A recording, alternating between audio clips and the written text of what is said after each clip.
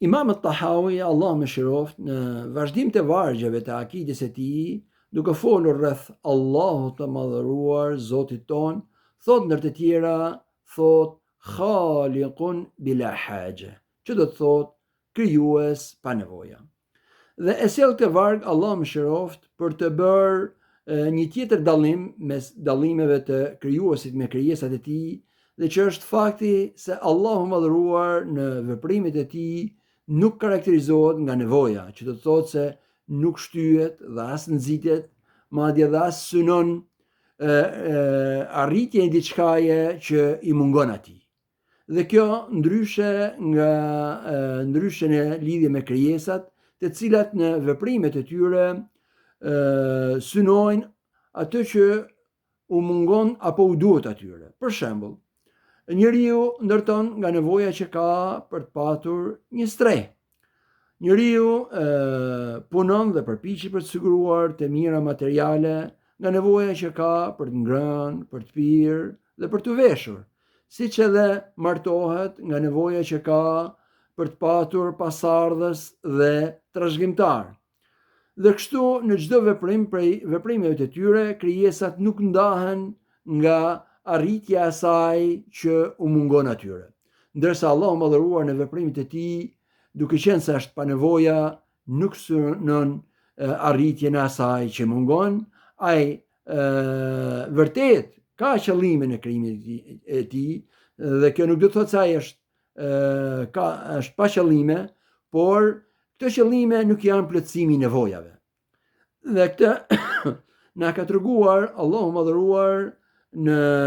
ajetin kur tregon për qëllimin e krijimit në surën Adh-Dhariyat, kur thot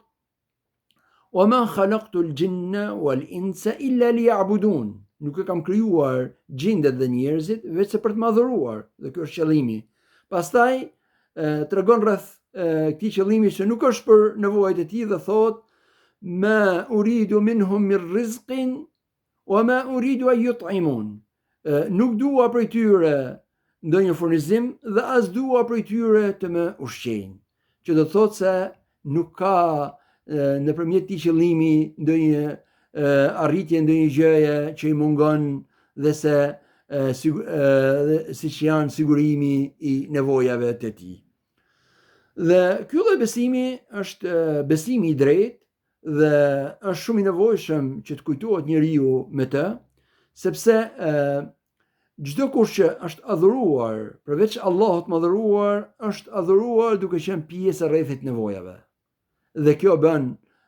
shirkun dhe dytarinë të kotë, tregon për kotësinë e shirkut dhe dytarisë, dhe nxjerr në pa vlerën e besimit të drejtë, besimin në Allahun, një Zoti i botëve.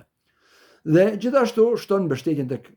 Zoti i ynë, Zoti i botëve, siç edhe largon atë ndjesinë ose ato mendimet e gabuara të shumë prej njerëzve kur mendojnë se nëse do jenë devotshëm ndaj Zotit, i kanë bërë mirë atij, dhe nëse do ishin ndryshe, do e dëmtojnë Zotin e botëve. Jo, kjo nuk është kështu, sepse ai është pa nevoja. Prandaj thoshte profeti sallallahu alaihi wasallam, ka thënë Allahu madhëruar: "O robët e mi, sikur i pari juaj dhe i fundit i juaj, njerëzit për jush dhe apo gjindet për jush, që të gjithë të ishin të ishin si më i devotshmi për jush, nuk do shtonte kjo gjë në pushtetin tim.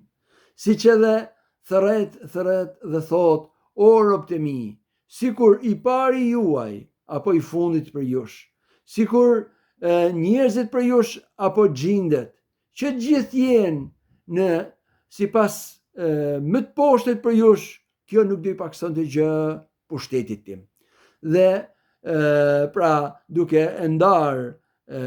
veprimet e Allahut madhëruar nga nevoja, dhe që ai vërtet synon nëpërmjet krijimit që krijesat ta adhurojnë atë, por kjo as nuk i shton dhe as nuk i pakson atij.